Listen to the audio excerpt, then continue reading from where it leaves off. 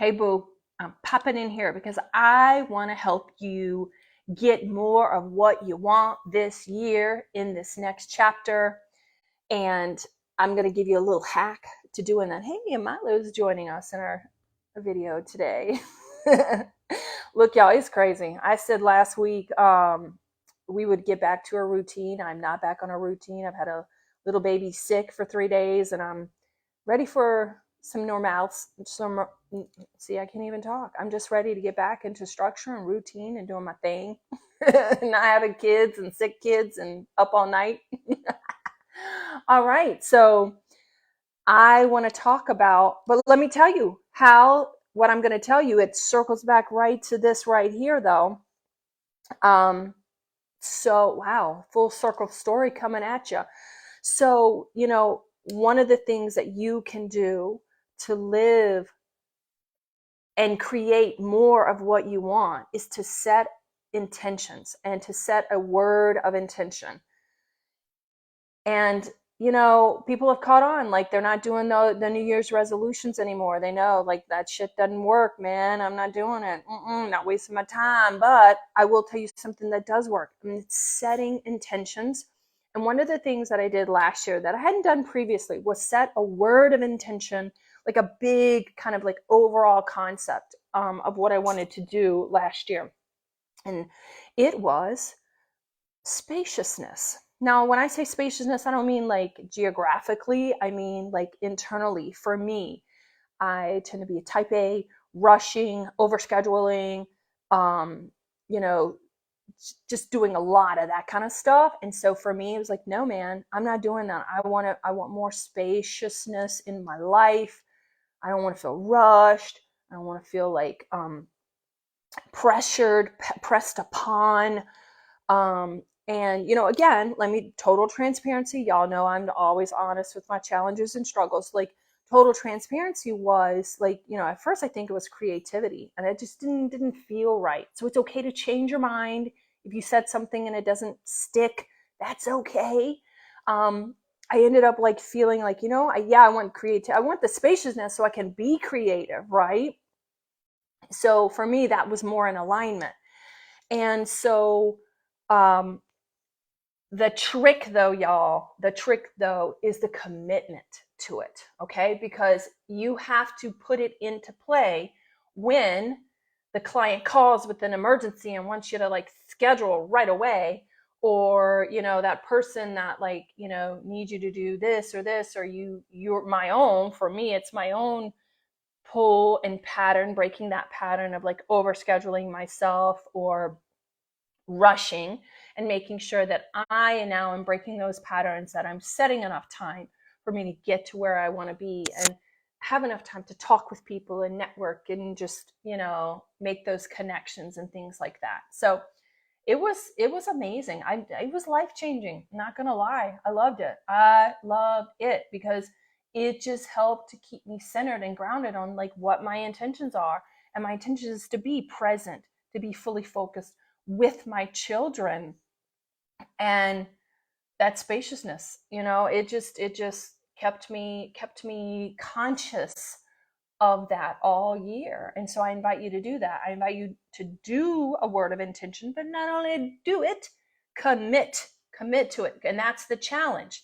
So that, again, full circle story coming around. So how did that come in, right? Because I haven't overscheduled myself or bombarded myself. Like, I have the spaciousness to be home with my little baby who had horrible strep, and it's okay. Like, that's what life is about, because I've created this life where I have that ability to do that, because I'm living intentionally and living present and can do that.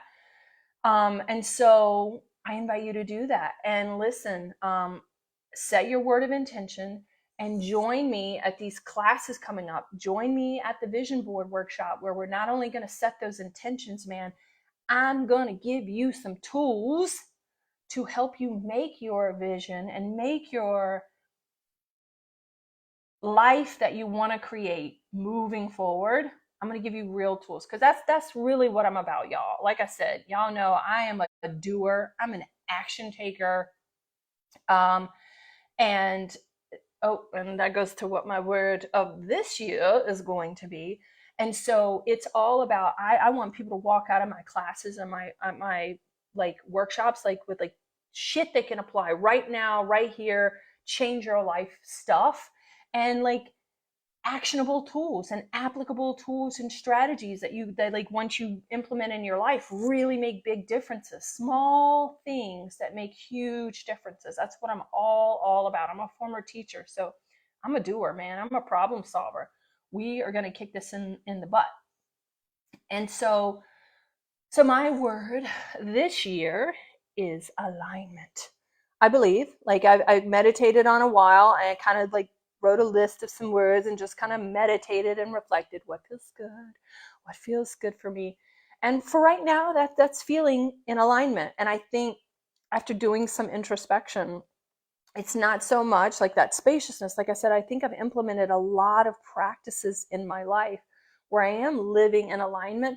But as a child of abandonment and trauma, I think sometimes where I'm still on the growth path is ensuring that my words are in alignment with who I am and what I'm feeling.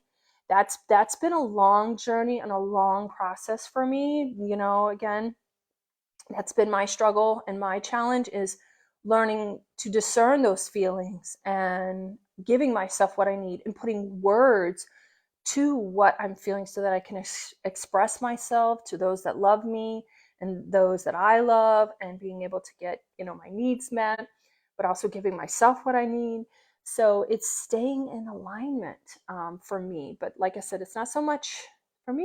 The challenge is going to be in how I'm showing up, especially with my hubby. So we're working on that this year. That's going to be my thing. So listen, I want you to check out, if you haven't checked out the interview on forgiveness. Ooh, forgiveness, the big old F word. Definitely y'all want to check it out. You definitely want to check it out, boo, because it was good.